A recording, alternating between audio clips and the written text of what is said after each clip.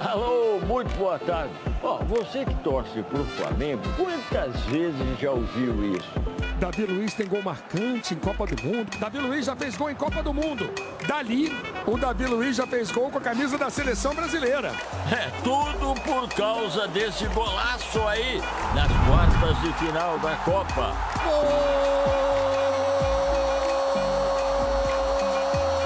Davi Luiz é o cara! Tempo bom, né? A vida era melhor antes do 7-1. Bom, voltando ao Flamengo, desde que chegou ao clube em 2021, o Davi tentava mais um pouquinho e nada. Mas isso acabou ontem. Bate aí o Davi. Foi o gol da vitória contra o Cruzeiro. O pessoal se empolgou na comemoração.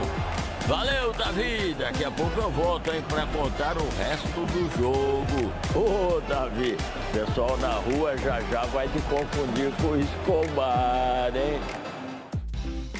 Olá, muito boa tarde pra você. Grande seu Léo não perdoou não, né? Mas o importante é que o Davi Luiz fez o gol da vitória contra o Cruzeiro, não é mesmo? Depois de 7 anos, voltou a fazer um gol de falta. Daqui a pouco, o Léo Batista te conta tudinho sobre esse jogo.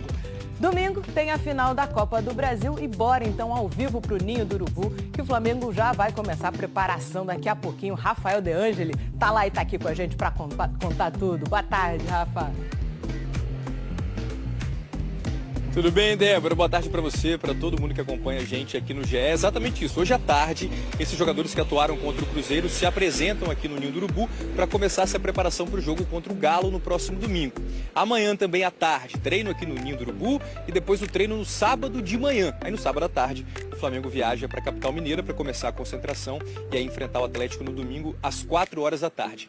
Esses jogadores que atuaram ontem contra o Cruzeiro na vitória por 1-0 vão se encontrar aqui no Ninho com aqueles outros 5 atletas titulares que não viajaram por questões de saúde, né? Estavam se recuperando de dores, de desgaste físico. Jogadores titulares, o Wesley, Léo Ortiz, Gerson, Arrascaeta e Gabigol. Mas a tendência é que todos eles fiquem à disposição do Felipe Luiz para o jogo de domingo. Também tem a chance do Luiz Araújo e do De La Cruz voltarem recuperados e jogarem também no domingo. Quem disse isso foi o técnico do Flamengo, Felipe Luiz, ontem depois da vitória. Quem entrou em campo ontem foi o Bruno Henrique. O Bruno Henrique está sendo investigado por participar de um esquema de manipulação de apostas esportivas, né? Ele era acusado investigado de ter forçado um cartão amarelo no jogo contra o Santos no ano passado para perder o próximo jogo e favorecer alguns familiares e amigos. Mas ele é investigado, não é indiciado e, portanto, ele está livre para jogar. Jogou ontem contra o Cruzeiro, atuou bem, colocou uma bola na trave e está disponível para jogar no próximo domingo também, assim como o Pulgar. Bruno Henrique e Pulgar cumpriram suspensão no primeiro jogo da final e agora estão livres para jogar no próximo domingo. Volto com você, Débora. Um abraço. Um abraço para você também, Rafa. Obrigada pelas informações. Vamos continuar acompanhando essa preparação do Flamengo. Ele voltou, hein? Júnior Santos marcou contra o Vasco e mostrou que pode ajudar e muito o Botafogo nessa reta final de temporada. Abraços após um bom trabalho trazem reconhecimento. Mas para quem ficou tanto tempo sem jogar como o Júnior Santos, devolvem uma sensação de pertencimento. Não é fácil por ficar de fora, sofri bastante, senti muita dor, me esforcei muito, né, para conseguir voltar o mais rápido possível. Até o jogo contra o Vasco foram mais de 3 meses de recuperação de uma cirurgia na tíbia da perna esquerda. Em setembro, Júnior Santos tinha chegado a jogar contra o Grêmio, mas ali as dores atrapalharam. Ele voltou ao departamento médico e só entrou em campo de novo na última terça-feira. Uma readaptação, coloquei um ferro no meu pé. Então, assim, depois disso foi um processo muito doloroso. Teve dias que eu fui pro treino assim, muito triste, né, muito abatido. A insegurança levou a pensar que o melhor momento dele na temporada tinha passado, enquanto o time decolava na Libertadores e no Brasileiro. Eu parava em frente ao espelho e dizia, pô, tenho que chegar no treino com um sorriso no rosto, porque meus companheiros estão em grande fase, eu não quero passar esse sentimento de tristeza, de frustração para eles. Mas a alegria voltou e quando a chance apareceu diante do goleiro Léo Jardim do Vasco, ele tinha um plano. No treino eu tinha tido algumas oportunidades parecidas, né, na cara do gol, eu tentava bater forte, eu tentava mirar o gol e acabei não fazendo o gol. Aí depois eu pensei, pô, não, vou bater fraquinho na bola. E fiz os 2 gols no treino. Aí quando eu cheguei ali cara a cara com o goleiro, eu falei, cara, só vou dar um toquinho. Júnior! Ele está de volta para a reta final do Botafogo. O impacto do Júnior Santos vem sendo grande na temporada do Botafogo, tanto que ficou sem marcar gols entre junho e novembro e ninguém chegou perto dele na artilharia do time. Tem 19 gols até agora em 2024, a temporada com mais gols na carreira. Savarino e Luiz Henrique vêm atrás com 11 cada.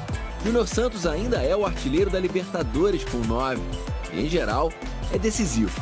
12 dos 19 gols saíram quando o Botafogo perdia ou empatava.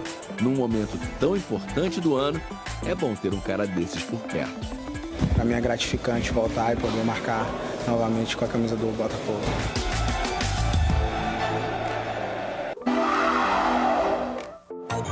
Tava na cara dos torcedores. A imagem que o Vasco deixou no clássico contra o Botafogo não foi boa. Fica a lição que você não pode ir na Série A do Campeonato Brasileiro, principalmente contra as equipes que estão na parte de cima, e em nenhum minuto você pode oscilar ou errar, porque daí fica muito difícil, você tem que correr atrás o tempo todo. Savarino com a cara do Botafogo, com o jeitão do Botafogo. Mais do que o resultado de 3-0, o que causou preocupação foi o desempenho. É um rolo compressor o time do Botafogo que toca, coloca o Vasco na roda. Uma atuação decepcionante de uma equipe que vinha de 2 vitórias seguidas e ainda tem aspirações no campeonato. A gente tem objetivos assim que são importantes para o Vasco, a gente não pode relaxar esse ponto, porque a gente precisa pontuar, a gente precisa buscar uma Sul-Americana, uma Libertadores. E na luta para conquistar vaga em uma das competições internacionais no ano que vem, o Vasco precisa melhorar o desempenho como visitante no Brasileirão. Até aqui, o time venceu apenas 3 vezes fora de casa em todo o campeonato. No próximo sábado, o adversário será o Fortaleza na Arena Castelão. O Vasco está em 9º lugar, 11 pontos atrás do 6º colocado, que hoje fecha o grupo dos classificados para a Libertadores. E faltam 6 rodadas para o fim do campeonato. Mas a gente continua vivo, né? O Bahia perdeu também. Então a gente continua da forma que a gente iniciou a rodada e a gente tem que dar a resposta no próximo jogo. Seguinte, amanhã o Fluminense pega o Internacional em Porto Alegre às 7 horas da noite. Jogo difícil nessa briga para escapar do rebaixamento. O Inter não perde há 13 jogos e o Fluminense não vai ter nenhum desses 6 jogadores aqui que vão cumprir suspensão. Contando o Inter, o Flu tem mais 6 jogos até o fim do campeonato. Acompanha comigo. O Fluminense vai pegar o Fortaleza no Maracanã, depois o Criciúma também em casa. Na sequência tem o Atlético Paranaense fora, o Cuiabá em casa e termina o Brasileirão contra o Palmeiras em São Paulo. O número mágico para escapar do rebaixamento é 45 pontos, ou seja, faltam 8 para o Fluminense. Mas nos últimos anos, nenhum time precisou de tudo isso para escapar.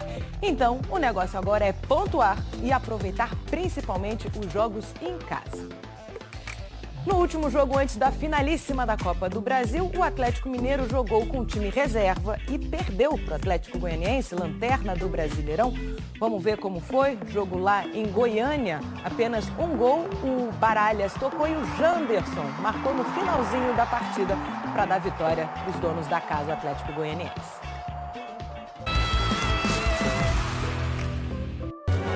Tapete vermelho pro mestre Léo Batista. Olá, muito boa tarde. Eu voltei para falar da vitória do Flamengo e do desempenho desses caras aí contra o Cruzeiro. Foi o primeiro jogo do Flamengo depois que veio à tona a suspeita de manipulação de apostas envolvendo o Bruno Henrique. O Flamengo sempre tem semanas conturbadas. O Bruno Henrique foi titular e capitão. Ele sabe que é inocente. Primeiro, até um pedido, né? Pra gente respeitar a presunção da inocência, porque é um dano à imagem dele muito grande e a gente tem plena confiança no Bruno Henrique, porque é um cara íntegro e esperamos que isso possa se resolver o antes possível. O Bruno estava cheio de vontade. Começou com uma jogada individual e o cruzamento para o Plata, que não conseguiu completar. Depois teve esse lançamento do Davi Luiz. O Bruno Henrique ganhou a disputa com o Marlon e mandou na trave. Na trave! O Bruno Henrique apareceu como um foguete lá na área. E essa era uma noite sofrida pro Marlon, hein?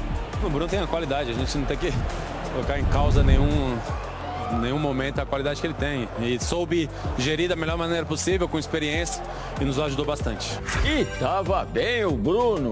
E no segundo tempo, deu uma mãozinha pro Davi Luiz matar a saudade de um gol de falta, que ele não fazia desde 2017. Foi o Bruno Henrique quem sofreu a falta na entrada da área. Falta de quem? Do Marlon. O Cássio estava preocupado, queria a barreira atenta. Os jogadores deram uns pulinhos ali para tentar atrapalhar o Davi Luiz, que foi malandro, reclamou com o árbitro, bateu rápido e se deu bem. Davi Luiz pegando todo mundo de surpresa. Reparei por outro ângulo. No momento em que o Davi Luiz está reclamando, a barreira está coladinha.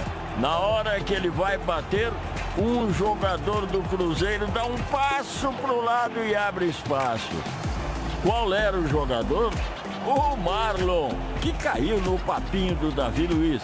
Bom, pelo menos foi o que disse o Davi, né? A barreira andou quando eu fui reclamar pro juiz, eu falei, vai passar por fora. Ele andou e eu vi o espaço e eu bati. E aí foi todo mundo lá comemorado com ele. Não, é mais pelo ambiente, pela conexão que eu tenho com os meninos, com todos os jogadores. É gratificante você poder receber esse carinho. Muito bonito o carinho, mas isso aí deve machucar, né? Inclusive porque essa cabeleira já não é mais tanta cabeleira assim. Ô, Davi, tranquilo. Isso aí é sinal de experiência. O Cruzeiro tentou o empate no chute do Barreal. Soltou o goleiro, Caio Jorge, pra fora, pra fora, pra fora! O Flamengo teve a chance de ficar mais tranquilo nesse escanteio. Alcaraz fez a cobrança e no rebote pegou de primeira. Só que na revisão do VAR, o gol não valeu. Eu não entendi por que esse gol foi anulado. Explica aí, o PC. Na revisão, o VAR considerou corretamente o toque do Marlon como um desvio. Ele estava muito próximo do Alexandre e não teve o controle da bola. A ação não caracterizou a origem de uma nova jogada. Ele estava impedido e o gol foi bem anulado. E aí, o que era para ser um fim de jogo tranquilo, ficou complicado quando o Alan recebeu o segundo amarelo e foi expulso, imagine, nos acréscimos. Foram 3 minutinhos de preocupação, mas o Flamengo segurou a vitória e a 4ª colocação do Brasileirão. Vitória importante para o Bruno Henrique, para o Davi Luiz e para o Flamengo, que vai para a final da Copa do Brasil um pouco mais leve, né? E é domingo, hein? Fui. O Flamengo derrota o Cruzeiro na Independência.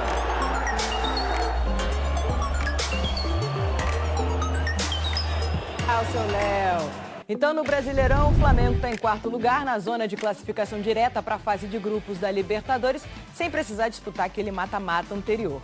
O que também garante vaga é o título da Copa do Brasil. O jogo de volta é domingo, como disse o seu Léo, contra o Atlético Mineiro.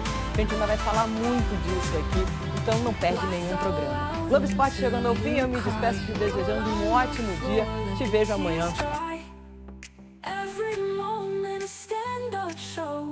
Ultra funny, watch it grow.